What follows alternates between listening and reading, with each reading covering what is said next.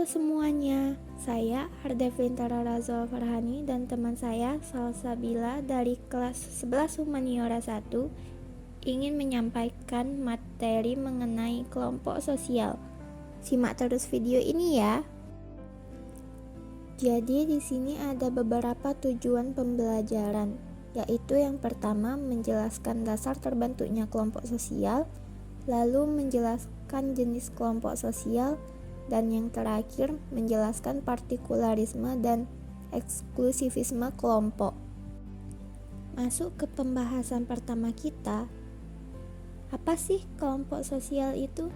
Kelompok sosial adalah kumpulan orang yang memiliki kesadaran bersama akan keanggotaan dan saling berinteraksi. Faktor pendorong terbentuknya kelompok sosial terdiri dari 3, yaitu dorongan untuk mempertahankan hidup, dorongan untuk meneruskan keturunan, dan dorongan untuk meningkatkan efisiensi dan efektivitas kerja. Dorongan untuk mempertahankan hidup yaitu dengan membantu atau bergabung dengan kelompok yang telah ada. Secara tidak langsung, manusia telah berusaha mempertahankan hidupnya. Lalu, dorongan untuk meneruskan keturunan yaitu keluarga dapat menjadi kelompok sosial untuk meneruskan keturunan. Secara naluri alami, manusia pasti ingin melanjutkan generasi dan keturunannya. Dan yang terakhir, dorongan untuk meningkatkan efisiensi dan efektivitas kerja, yaitu dengan adanya pembagian tugas yang jelas dalam suatu kelompok sosial. Maka, pekerjaan yang dihasilkan akan dapat maksimal. Faktor terbentuknya kelompok sosial ada 5, yaitu yang pertama faktor kepentingan yang sama, lalu yang kedua faktor keturunan yang sama atau geologi, yang ketiga faktor geografis atau wilayah yang sama, yang keempat faktor daerah asal, dan yang terakhir faktor kesamaan nasib. Di sini ada syarat sebuah kelompok menurut Baron dan Birney. Yang pertama, interaksi. Anggota-anggota seharusnya berinteraksi satu sama lain. Yang kedua, interdependen. Apa yang terjadi pada seorang anggota akan memengaruhi perilaku anggota lainnya. Yang ketiga, stabil. Hubungan paling tidak ada lamanya waktu yang berarti, bisa minggu, bulan, dan tahun. Yang keempat, tujuan yang dibagi. Beberapa tujuan bersifat umum bagi semua anggota. Yang kelima, struktur. Fungsi tiap anggota harus memiliki beberapa macam struktur sehingga mereka memiliki set peran. Yang terakhir, persepsi. Anggota harus merasakan diri mereka sebagai bagian dari kelompok. Ada banyak teori dari para ahli yang menjelaskan terbentuknya kelompok sosial. Berikut beberapa teori tentang terbentuknya kelompok sosial. Yang pertama, teori kontrak sosial, yaitu kesepakatan antara beberapa orang demi membantu suatu ikatan karena dilandasi kebutuhan terhadap masyarakat. Yang kedua, teori hasrat sosial, yaitu dorongan ketika individu memiliki keinginan dengan individu atau kelompok yang lain. Lalu ada teori tenaga yang menggabungkan. Kelompok terbentuk karena manusia senantiasa hidup bersama dalam suatu pergaulan yang didorong oleh tenaga-tenaga yang menggabungkan dan mengintegrasikan individu ke dalam suatu pergaulan. Yang keempat, ada teori kedekatan atau propinquity theory. Teori yang sangat dasar tentang terbentuknya kelompok, yang menjelaskan bahwa kelompok terbentuk karena adanya afiliasi atau perkenalan di antara orang-orang tertentu. Selanjutnya ada teori alasan praktis atau practical theory. Kelompok terbentuk karena suatu kelompok cenderung memberikan kepuasan berupa kebutuhan-kebutuhan sosial yang mendasar dari orang-orang yang berkelompok. Teori keseimbangan, yaitu seseorang tertarik pada yang lain karena adanya kesamaan sikap dalam menanggapi suatu tujuan. Selanjutnya ada karakteristik kelompok sosial, yaitu yang pertama nilai-nilai kelompok. Nilai kelompok memberikan pedoman mengenai apa yang penting dan apa yang tidak penting, apa yang baik dan apa yang buruk bagi anggota kelompok. Lalu ada norma-norma kelompok. alat untuk menilai perilaku anggota kelompok, di mana norma memberikan pengertian apa yang harus dilakukan dan apa yang tidak harus dilakukan.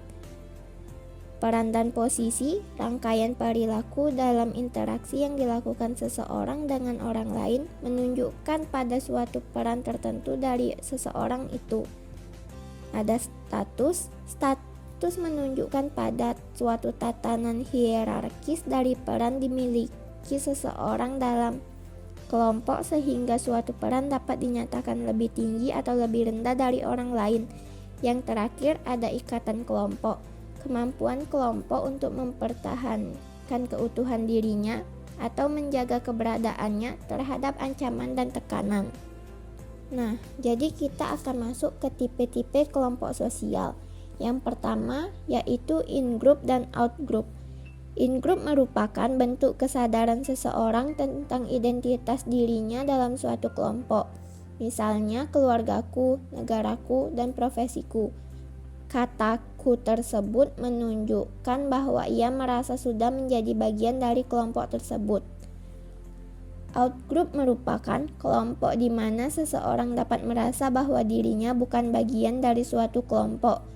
Kendati demikian, kelompok luar ini bisa berubah menjadi kelompok dalam apabila adanya kontak serta komunikasi. Yang kedua, ada kelompok primer dan sekunder. Kelompok primer merupakan kelompok yang merujuk pada kelompok kecil yang memiliki ciri-ciri, yakni bersifat intimitas, asosiasi tatap muka, dan kerjasama. Biasanya kelompok primer ini saling mengenal dan dekat satu sama lainnya. Kelompok sekunder merupakan kelompok yang merujuk pada sebuah kelompok formal impersonal yang memiliki sedikit kedekatan sosial. Tipe-tipe kelompok sosial berikutnya akan dijelaskan oleh Salsa. Nah, di sini tuh ada kelompok formal dan kelompok informal. Kelompok formal, kelompok-kelompok yang mempunyai peraturan yang tegas dan sengaja diciptakan oleh anggota-anggotanya untuk mengatur hubungan antara anggota lain. Kelompok informal, kelompok yang tumbuh dari proses interaksi, daya tarik, dan kebutuhan-kebutuhan seseorang. Secara umum, biasanya ditemukan dua kelompok informal, yaitu klik dan subklik. Klik terdiri dari beberapa bentuk, yaitu klik vertikal, klik horizontal, dan klik campuran. Terus, kelompok persahabatan atau persaudaraan. Hubungan persahabatan atau hubungan persaudaraan atau kekerabatan antara anggota-anggota dalam suatu organisasi merupakan salah satu bentuk kelompok informal. Kelompok informal ini muncul secara para anggotanya telah saling kenal dan baik sebelumnya. Paguyuban dan patembayan. Paguyuban, hubungan antara anggota kelompok sosial paguyuban mempunyai 3 ciri-ciri utama, yakni bersifat intim atau dekat, privat atau pribadi, dan eksklusif, hanya melibatkan dua pihak tanpa pihak ketiga. Patembayan, hubungan antara anggota dalam kelompok Gesellschaft ini cenderung bersifat jangka pendek atau sementara, berdasarkan kontrak-kontrak tertentu, hanya terikat secara lahiriah tanpa adanya ikatan batin atau tidak intim, serta para anggotanya berhubungan secara resmi berdasarkan hubungan timbal balik. Selanjutnya, membership group. Membership group, kelompok sosial yang kita secara aktif terlibat di dalamnya. Ini bisa berupa keluarga, teman, rekan kerja, atau kelompok-kelompok lain yang kita bergabung dengan sukarela. Kelompok keanggotaan ini memiliki pengaruh signifikan dalam membentuk identitas, nilai-nilai, dan perilaku kita. Reference group, kelompok yang kita gunakan sebagai pembanding untuk mengevaluasi diri kita sendiri dan mengadopsi perilaku dan norma yang ada dalam kelompok tersebut. Kelompok referensi ini bisa terdiri dari selebriti, tokoh masyarakat, atau kelompok-kelompok sosial lainnya yang kita anggap memiliki status yang diinginkan atau memiliki keahlian tertentu. Lalu, kelompok okupasional. Kelompok okupasional adalah kelompok yang muncul karena semakin memudarnya fungsi kekerabatan, di mana kelompok ini timbul karena anggotanya memiliki pekerjaannya sejenis. Contohnya kelompok profesi seperti Ikatan Sarjana Farmasi Indonesia, Ikatan Dokter Indonesia, dan lain-lain. Volunteer adalah orang yang mempunyai kepentingan yang sama tetapi tidak mendapat perhatian dari masyarakat. Kelompok ini dapat memenuhi kepentingan anggotanya secara individual tanpa mengganggu kepentingan masyarakat secara umum. Selanjutnya ada kelompok teratur dan tidak teratur. Kelompok teratur merupakan kelompok yang mempunyai peraturan tegas dan sengaja diciptakan anggota-anggotanya untuk mengatur hubungan antar mereka. Contoh kelompok teratur antara lain berbagai perkumpulan pelajar atau mahasiswa, instansi pemerintahan, partai politik, organisasi massa, perusahaan, dan lain-lain. Kelompok tidak teratur, contohnya kerumunan. Bentuk-bentuk kerumunan antara lain sebagai berikut. Yang pertama, khalayak penonton atau pendengar yang formal atau formal audience. Yang kedua, kelompok ekspresif yang telah direncanakan atau planned expressive group.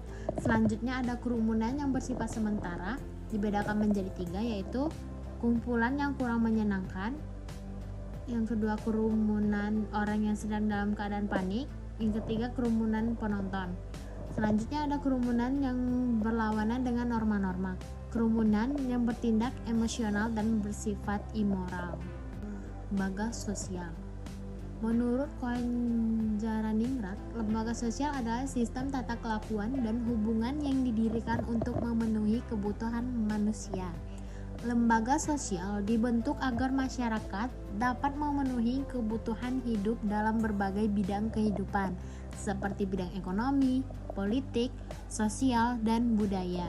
Karakteristik lembaga sosial yang pertama memiliki simbol sendiri, yang kedua memiliki tata tertib dan tradisi, yang ketiga usianya lebih lama sehingga terjadi pewarisan dari generasi ke generasi, yang keempat memiliki ideologi adalah sistem gagasan mendasar yang dimiliki bersama, yang kelima memiliki alat kelengkapan untuk mewujudkan tujuan lembaga, yang keenam memiliki tingkat kekebalan atau daya tahan.